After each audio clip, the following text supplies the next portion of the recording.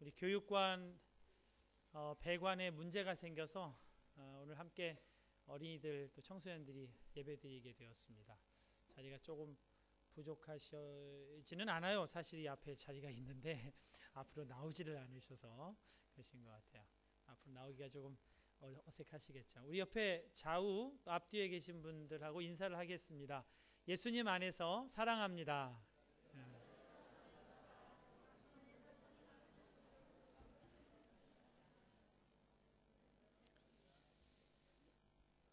2주 전 목요일쯤으로 기억을 합니다. 제가 꿈을 꿨습니다. 엘리베이터 안에 서 있었는데 그 거울에 비친 제 모습이 옷을 벗고 있었습니다. 상체만 보였어요.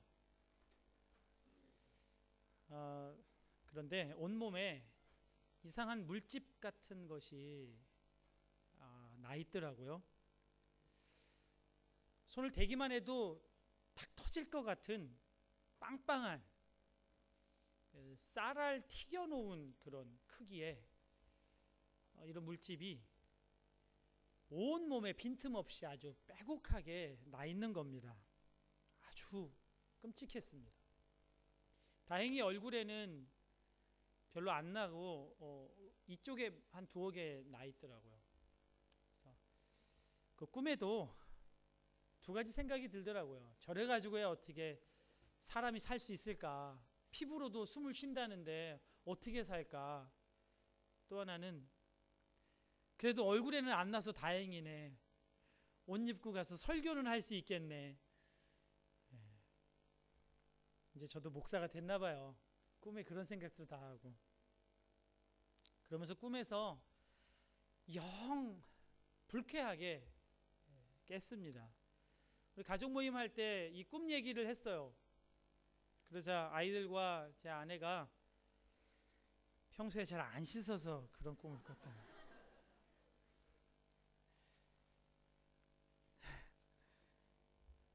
근데 그 꿈이 너무 생생하고 너무 충격적이어서 그 얘기에 웃음이 안 나오더라고요. 그렇게 이제 주말을 보내고 주일 정신없이 지나가잖아요. 월요일 날 새벽에 새벽 기도한다고 이제 방석 깔고 앉아서 기도를 하는데 다시 그 꿈이 생각이 나는 거예요. 왜 이 꿈이 꿔졌을까? 하나님, 이 꿈이 뭐예요? 근데 하나님이 제 마음에 꿈에 본 그 흉측한 모습이 바로 너야. 네가 그래. 그렇게 말씀을 하시는 거예요. 네 모습 그대로다 그게. 이게 나구나. 난데 나 아닌 것처럼 나 아니기를 바라면서 이렇게 피하려고 하니까 이게 자꾸만 쫓아오는 생각이었구나. 눈물이 쏟아졌습니다. 이게 바로 난데. 그러면서 그 꿈이 하나님의 응답이었다는 것을 알게 됐습니다. 한 달 전쯤에 기도를 했던 일이 생각이 납니다. 제가 예수님과 함께 십자가에서 죽었습니다. 이렇게 고백을 하고 이제는 내 생명으로 살지 않고 예수님의 생명으로 이제 살게 되었음을 믿습니다. 정말 그렇게 믿어지고 정말 그렇게 사라지는 것이 경험이 되어서 너무 좋은데 왜 여전히 저에게는 이 죄가 남아있고 죄에 대한 미련이 남아있는 것인지 도무지 모르겠는 거예요. 왜 여전히 다른 사람들을 보면 나보다 더 주목받고 칭찬받는 사람들을 보면 시기심이 나고 질투가 생기고 또 좀 부족한 사람이 보이면 금방 비판하는 마음, 험담하는 마음이 왜 이게 불쑥불쑥 생겨나고 음란한 생각들은 왜 이렇게 끊어지지가 않고 계속 내 마음에 품게 되고 도대체 나는 왜 이럴까?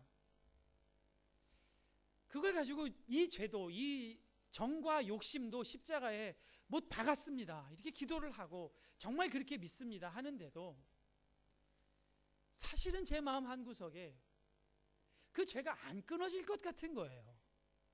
그렇게 기도를 하고 그렇게 믿는다고 하면서도 그 죄는 여전히 내게 찾아올 것 같고 여전히 나는 누군가를 시기하고 비판하고 여전히 음란함을 품고 이렇게 살아갈 수밖에 없을 것 같은 생각이 또 있어요. 더 심각한 것은 그 죄를 좋아하고 있다는 거예요.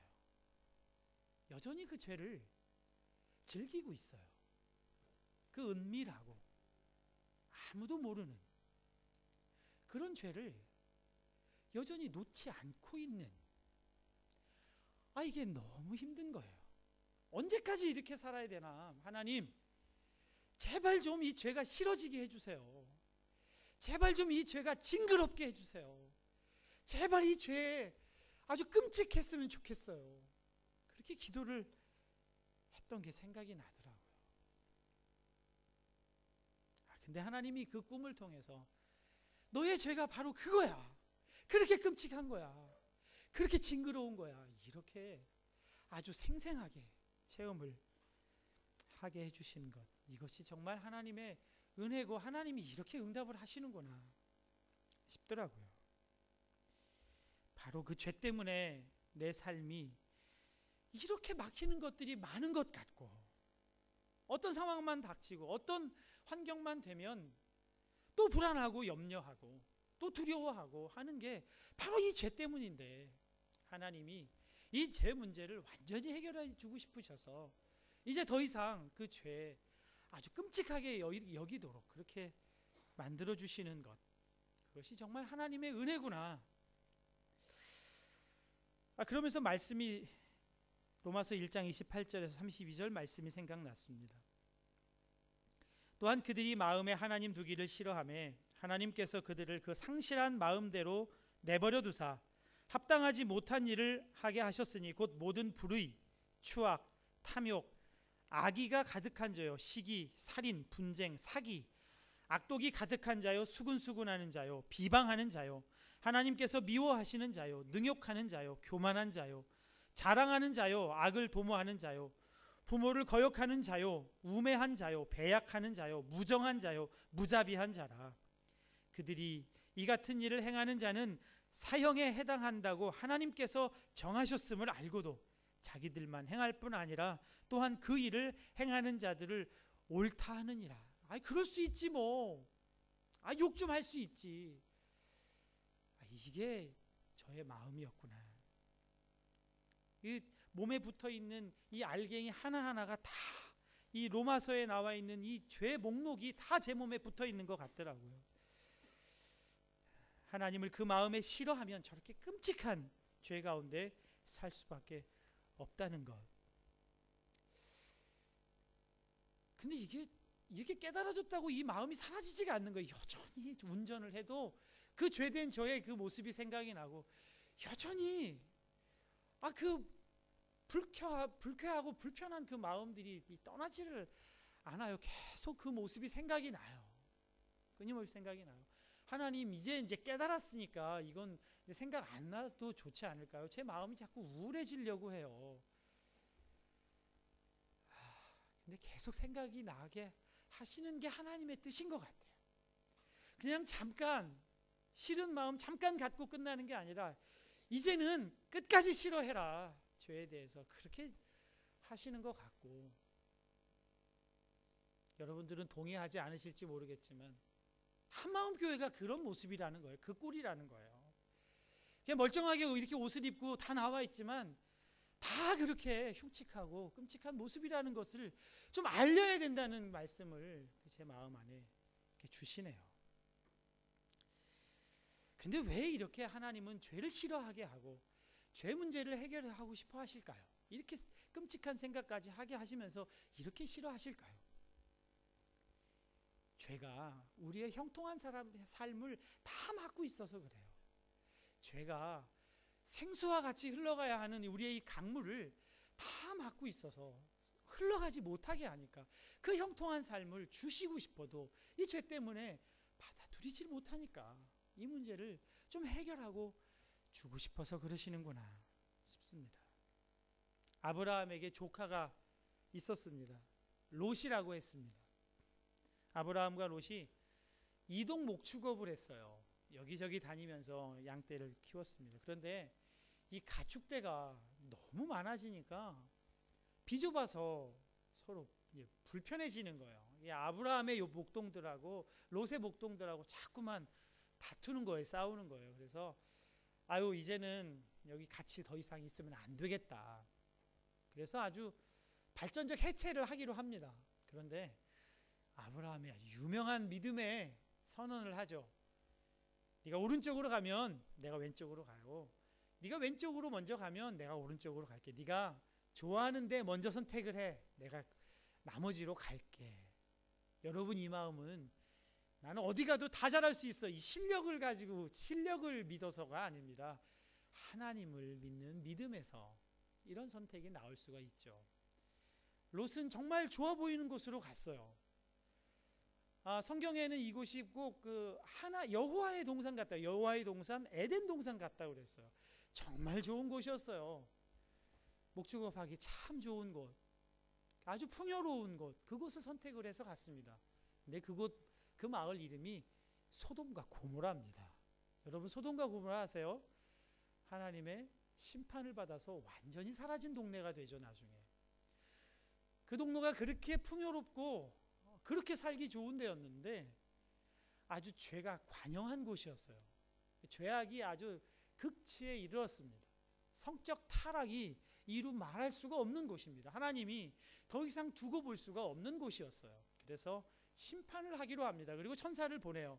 이 사실을 아브라함이 알고 하나님, 조카 롯은 좀 살려주세요, 중보 기도를 했고, 천사들이 먼저 롯의 집으로 가서 롯을 꺼내려고 합니다.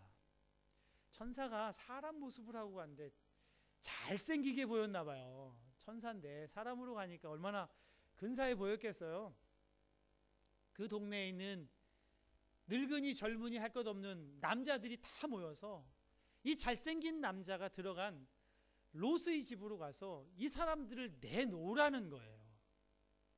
우리가 그들과 상관하리라, 이렇게 개역 성경에 나와요. 근데 영어 성경으로는 봐야지. We can make sex with them, 이거예요. 그러니까 남자 노인, 남자 젊은이가 이 남자로 보이는 천사를 끄집어내서 집단 성폭행을 하겠다는 겁니다. 그걸 당당하게 요구를 해요. 문을 열어라. 롯이 만류를 하는데 어쩔 줄을 몰라 하죠. 그때 천사가 문을 열고 안으로 확 잡아 끌어당깁니다. 그리고 문을 닫는데 순간적으로 이 사람들이 눈이 멀어요. 그런데 눈이 멀어도 완전히 시각장애인 장님처럼 되는 게 아니라 문만 못 찾는 상황이 돼요. 문을 찾으러 돌아다니는, 근데 문을 찾지 못하는 그런 지경에 빠집니다. 그들의 죄가, 성적 탐욕이 그들의 눈을 멀게 한 것입니다. 보이지 않게 만드는 겁니다. 죄가 우리의 눈을 멀게 하는 것입니다. 로마서 3장 23절 말씀입니다. 모든 사람이 죄를 범하였음에 하나님의 영광에 이르지 못하더니, 죄는 하나님의 영광에 이르지 못하도록 막고 눈을 멀게 하고, 그래서 결국 그 배에서 생수의 강이 흘러가게 하는 것도 다 차단한다는 겁니다. 아브라함의 조카 롯의 이 이야기 훨씬 이전에 창세기 11장에 바벨 이야기가 나옵니다. 사람들이 하늘을 아주 찌를 것 같은 그런 탑을 높게 쌓습니다. 이 탑을 높게 쌓아서 사람들이 다 흩어지지 않고 이곳에 더 결집해서 인간의 힘을 더 강하게 만들자. 그래서 바벨탑을 쌓습니다. 그리고 우리들의 이름을 하늘 저 높은 곳에까지 이름을 드높이자. 그런데 갑자기 그 대형 공사가 중단이 됩니다. 서로 말이 통하지 않게 되어버린 거예요. 소통이 안 되게 됐습니다. 소통을 못하니까 더 이상 공사가 진행이 안 되죠. 더욱 큰 세력으로 뭉치기 위해서 시작된 이 일이 오히려 뿔뿔이 흩어지는 일로 변해버렸습니다. 왜 그렇죠? 그들의 죄 때문입니다. 죄로 눈이 멀기도 하고 죄로 귀가 막히기도 하는 겁니다. 죄가 우리의 영을 사로잡으면 이 같은 말을 하는데도 못 알아들어요. 한국말로 말을 해도 이게 전달이 안 돼요. 이게 소통이 안 되는 상황입니다. 전혀 다른 생각을 하면서 살아가게 되는 겁니다. 여러분, 인간의 죄 중에 가장 큰 죄가 뭘까요? 인간의 죄 중에 가장 큰 죄는 교만함입니다. 교만, 그러면 여러분 어떤 게 연상되세요? 목을 뻣뻣하게 세우고 이 콧대를 이렇게 높이고 표정은 아주 거드름, 거만한 표정을 짓는 이런 것을 생각을 하는데 그게 아닙니다. 교만은 하나님보다 높아지려는 것, 하나님과 같아지려고 하는 것이 교만입니다. 아담과 하와가 선악과를 따먹으려고 했을 때 그 따먹게 한 결정적인 말이 너희가 그 선악과를 따먹는 그 순간 너희는 하나님과 같게 될 것이다. 그렇게 얘기했어요. 하나님과 같게 된다는 것은 무슨 말입니까? 하나님이 필요 없다는 거예요. 내가 하나님이니까. 내가 하나님인데 무슨 하나님이 필요해요? 하나님 없이 살아도 된다는 생각을 하는 거예요. 이게 교만함입니다. 그것이 하나님이 가장 싫어하는 죄입니다. 하나님 필요 없으니까 다른 웅덩이를 파면서 살아요. 물을 담을 수 없는 웅덩이를 팝니다. 기도 안 하고 내가 노력해서 살아요. 부르짖지 않고 마인드 컨트롤로 살아요. 이것이 담지 못할 웅덩이인 것입니다. 여러분, 하나님 필요하세요? 하나님 필요하세요?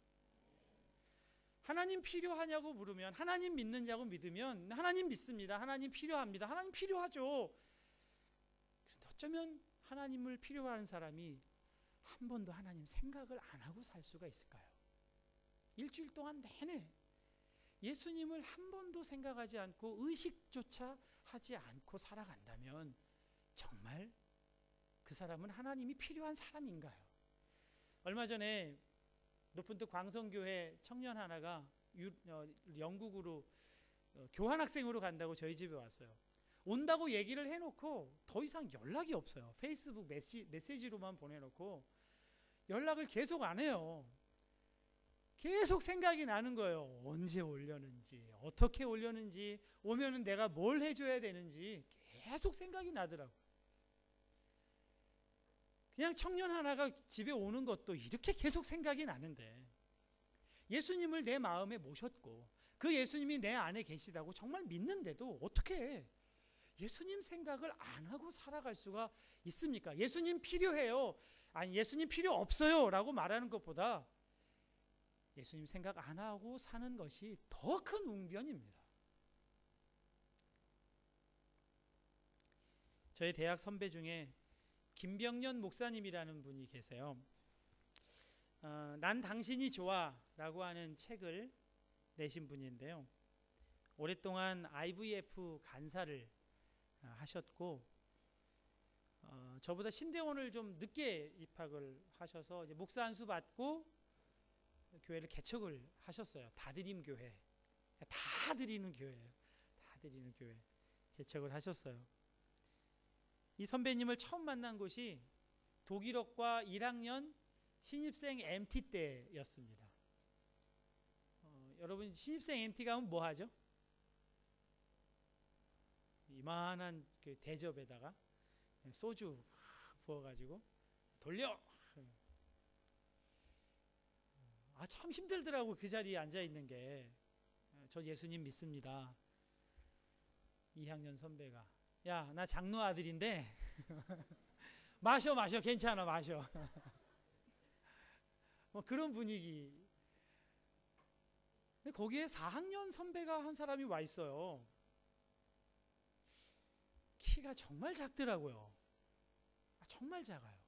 얼굴은 참 아무리 후하게 평가를 해도 정말 잘생겼다는 얘기는 할 수가 없는, 아무리 예수님의 마음과 영안이 열려도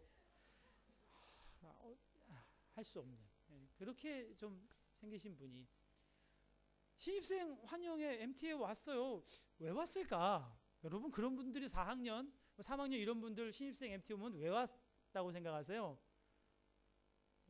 보통은 아무것도 모르는 새내기 어떻게 좀 작업 좀 해보려고 그렇게 의심을 사실은 좀 하고 있는데 이제 다 취했어요. 다 그냥 뭐 정신이 없죠. 정신없이 이러고 있는 친구한테 가서 뭐라고 막 얘기를 하는 거예요. 그래서 무슨 얘기인가 하고 들어봤더니 예수님을 믿으라는 거예요. 거기서 예수님 믿으라고. 아니 술 취해가지고 정신이 없는 사람들한테 복음을 전하겠다고 거기 와서 앉아 있는 거예요. 정말 그분을 생각하면 그 장면을 잊을 수가 없어요. 항상 같이 떠오릅니다. 친구들이 다 결혼을 했어요. 31살이 됐는데 2번 딱 사귈 기회가 있었는데 2번 다 퇴짜를 맞았어요. 그 중에 한 번은 사귀던 자매가 자기가 전에 사귀던 남자가 다시 사귀자고 했다고 헤어지자고 그리고 떠나간 거예요. 근데 그 바로 전날 전에 사귀던 자매가 이제 다시 사귀자고 왔는데 아니 나 교제 중이니까 안 된다고 거절한 다음 날 새벽기도 가가지고 기도를 하는데 단어가 생각이 안 나요. 에이씨 이 말부터 나오더래요. 기도하면서 에이씨 하나님 도대체 왜 그러시는 거예요? 하나님 저도 나름대로 좀 노력을 하고 있잖아요. 이렇게 노력하는데 왜 저는 결혼 안 시켜주세요? 에이씨 하나님 진짜. 옆에서 기도하던 동료들이 웃겨가지고 기도를 못할 정도로 막 그렇게 애가 타게 기도를 하는 그런 지경이었대요. 어제 아침 기도회 때 여기까지 얘기했더니 어떤 집사님이 그 다음엔 어떻게 됐는데 그래서 결혼을 했어요 안 했어요? 결혼을 했어요. 이분이 이대 나온 여자하고 결혼했어요. 이대 나온 여자하고 이대 나온 여자 이대 특수교육과 나온 여자하고 참 귀하신 분하고 결혼을 하셨어요. 근데 이 형수님이 늘 선배님을 보면서 하는 얘기가 있는데 그게 난 당신이 좋아 이 얘기래요. 선배님이 여보 뭐 먹고 싶어? 그러면 당신은? 하고 물어요. 아니 나 말고 당신 뭐 먹고 싶어? 당신은? 나 당신이 좋아. 뭐 이렇게 대답을 한다는 거예요. 이게 뭐야? 이게 대답이야? 이게 뭐야? 아니 뭐 음식을 얘기해야지 뭘 당신이 좋아 당신이 좋기는. 답답해가지고 그러는데 늘 웃으면서 늘 당신이 좋아 그랬대요. 그래서 이 책 제목이 난 당신이 좋아 예요. 둘째 아들 날 때까지 이제 대학생 선교단체 간사로 살아가는 게 굉장히 가난한 삶입니다. 또 이제 신학 공부하고 교회 개척을 했으니 얼마나 어렵겠어요. 살림살이가. 그래도 행복했대요. 참 행복했어요. 그런데 셋째 아이를 낳은 형수님이 교회 개척한 지 얼마 안 돼서 아이 낳고 며칠 후에 뇌경색으로 쓰러지신 거예요. 의사가 수술을 해도 소위 식물인간으로 살아갈 수밖에 없다는 거죠. 장모님이 기도원으로 데리고 가세요. 기도원 가서 기도해 주세요. 어떻게 결정을 할 수가 없는 거예요. 수술을 해서 성공적으로 해도 식물인간이. 눈물을 머금고 수술을 했는데 그래도 여전히 의사 선생님 얘기대로 식물인간 상태로 그렇게 지금 8년째 지금까지 함께 살고 계십니다. 그래도 점점점 조금씩 호전이 돼서 웃기는 얘기나 또 아이들이 막 떠들고 그러면 미소를 짓기도 하고 또 어떤 감정적인 그런 복받치는 게 있으면 눈물을 흘리기도 하는 그런 정도, 눈썹을 좀 깜빡깜빡하는 그런 정도 회복이 됐는데 거의 움직이지 못하고 그냥 침대 위에 계시대요.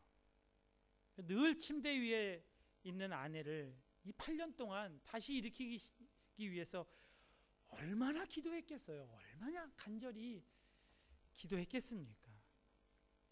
죄책감은 또 얼마나 컸을까요? 목사 사모가 무슨 죄를 져서 저렇게, 그런 죄책감은 또 얼마나 심했겠어요? 하나님은 또 얼마나 원망을 했겠습니까? 장모님이 금식이 뭐가 무서워? 그런 호통에 20일 동안 기도원 들어가서 금식을 20일 동안 기도를 하고, 4개월 만에 태어나는 아내를 개척교회 3층 방, 조그만 방에다가, 이 개척교회는 그래도 은혜가 쏟아진다고 하니까 이 쏟아지는 은혜에 어떻게 좀 살려보려고 거기다 방을 마련해서 지내게 하고, 아무 차도가 없는 거죠. 그의 사순절 기도회에는 총 80명 성도들 가운데 60명의 성도가 40일 동안 새벽 기도 나와서 그렇게 간절하게 사모님 낫게 해달라고 부르짖어 기도하고, 아니면 교회가 아니라 아주 기도원처럼 그렇게 바뀌어서 그렇게 기도를 했다고 합니다. 그런데 참 놀라운 것은 이 개척교회 목사가 이렇게 되면 교인들이 다 떠나가야 되잖아요. 그렇지 않아도 힘든 교회인데 사모까지 저렇게 목사가 목회를 제대로 할 수 있을까? 근데 교회 망하질 않아요. 성장을 해요. 오히려 사모님 쓰러지고 나서 사모님 다시 일어나는 기적 외에는 온갖 기적이 그 목사님의 삶에 일어나는 거예요. 살던 집 계약이 다 차서 이사를 해야 되는데 수중에는 1,000만 원밖에 없어요. 이거 어떻게 해요? 난감하잖아요. 수술비에 뭐 입원비에 다 들어갔으니 어떻게 해요? 얼굴밖에 모르는 형제가 하나 어느 날 갑자기 찾아오더니 저녁을 같이 먹는데, 목사님 제가 좀 뭘 좀 도와드릴 일이 없을까요?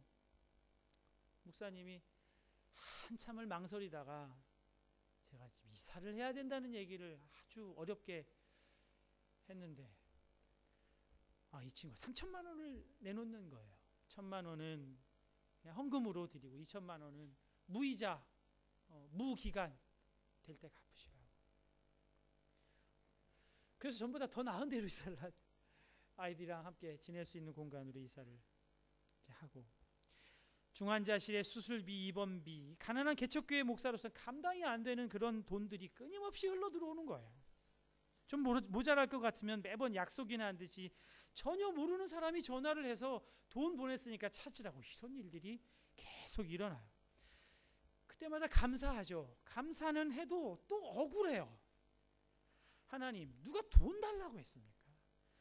하나님, 저 돈 필요 없어요. 제 아내를 일으켜 세워주세요.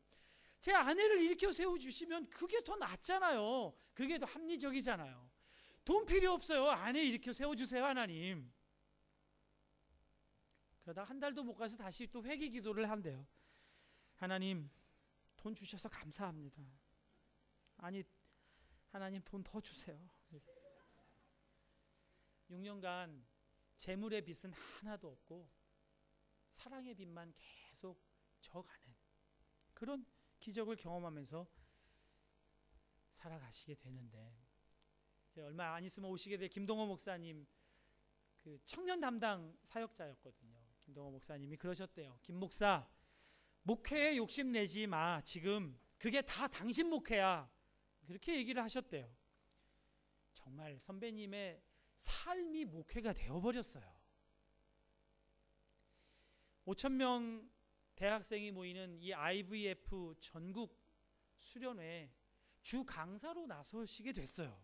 청탁을 받아서 몇 번을 사양을 하고 했는데 막 찾아와서 꼭 좀 말씀 전해달라고 해서 할 수 없이 수락을 했는데, 그 수련회 가기 일주일 전에 사모님 쓰러진 일보다 더 상처를 깊게 받는 일을 당하세요. 이 발을 따뜻하게 해주면 좀 회복이 된다고 해서 사모님 발에 온열기를 이렇게 감싸줬는데, 낮에는 사역하고 밤에는 아이들 돌보고, 이 뭐 보통 피곤한 일이 아니잖아요. 그 상태에서 깜빡 잤는데 이 회사 이름도 없는 이 온열기에 불이 붙어가지고 이 발이 다 타는 거예요. 새까맣게 발이 탔는데 이거 뭐 어떻게 해요? 이 얼마나 당황을 하고 얼마나 죄책감이 들겠어요. 병원에 갔는데 두 발을 다 절단을 해야 된다고. 간절히 기도했는데 다리 하나만 절단을 하고 하나는 남겨주셨어요. 어떻게 수련회 강사로 가서 설교를 하겠어요? 난 못 간다고. 근데 뭐 없어요. 대책이. 누가 다 갈 사람이 없어요. 그래서 할 수 없이 갔습니다. 가서 학생들한테 외치셨대요. 오늘 이 밤에 우리 모두 오른손을 들고 하나님을 향해 이렇게 외칩시다. 하나님, 저 좀 그만 때리세요. 저 좀 그만 때리세요. 왜 이렇게 때리세요?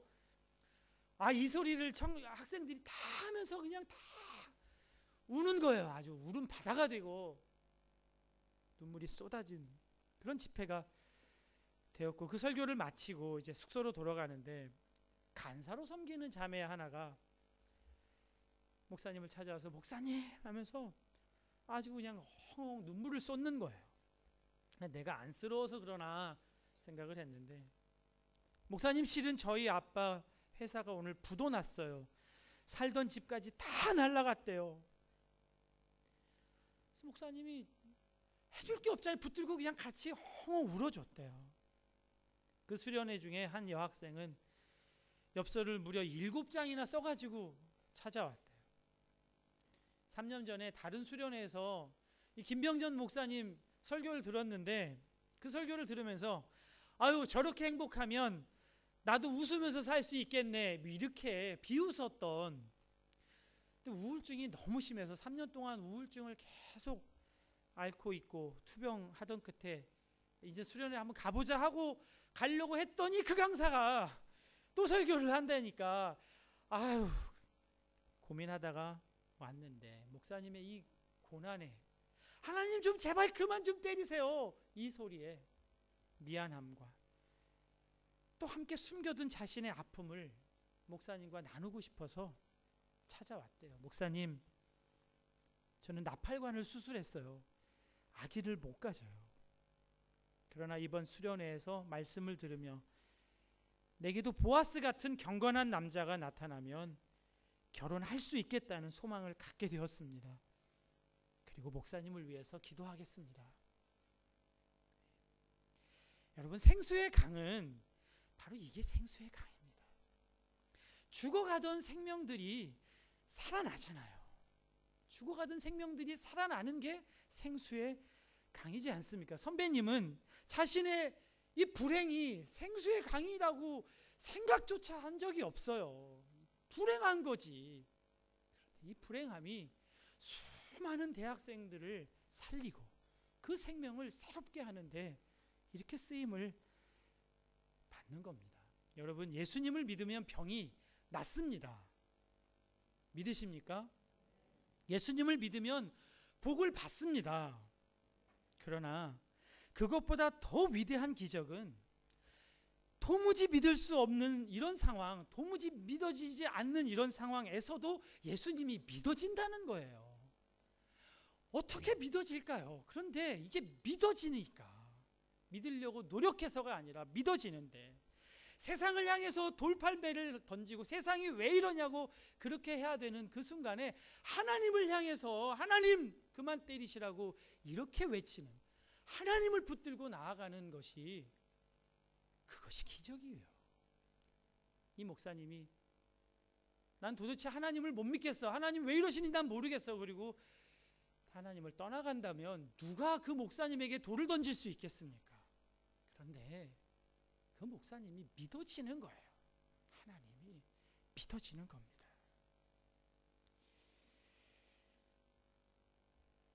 그 어떤 고난도 예수님에게서 그 선배님을 끊어내지 못하는 것입니다. 내가 확신하노니 사망이나 생명이나 천사들이나 권세자들이나 현재일이나 장래일이나 능력이나 높음이나 깊음이나 다른 어떤 피조물이라도 우리를 우리 주 예수 그리스도 안에 있는 하나님의 사랑에서 끊을 수 없으리라. 이것이 믿어지는 거예요.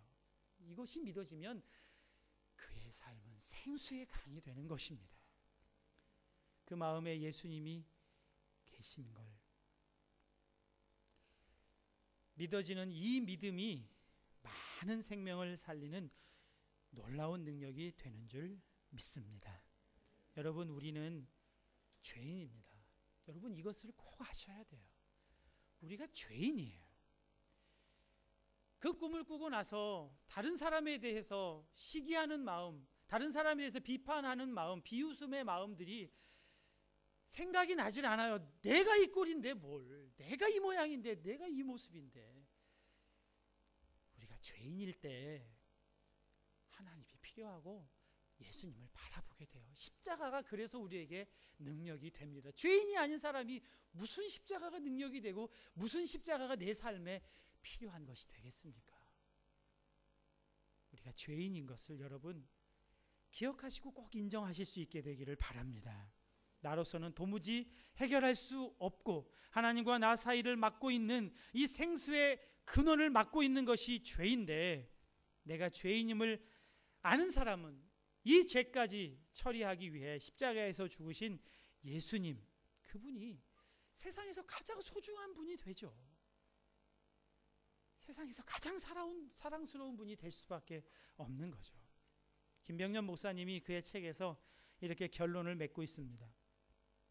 어려움 가운데 있는 사람은 항상 하나님의 사랑을 근거하여 그분의 능력이 나타나길 기대한다. 그러나 하나님의 답은 이것이다. 하나님께서 세상을 이처럼 사랑하셔서 외아들을 주셨으니 이는 그를 믿는 사람마다 멸망하지 않고 영생을 얻게 하려는 것이다. 사랑하기 때문에 능력을 주신 것이 아니라 사랑하기 때문에 외아들을 주셨다. 이것이 그분의 사랑이다.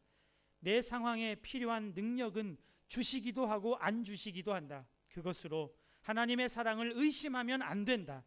하나님의 사랑은 오직 독생자 예수 그리스도만으로 충분하다. 예수님이시면 충분한 것입니다. 예수님에게 다 있습니다. 이제 함께 찬양하겠습니다.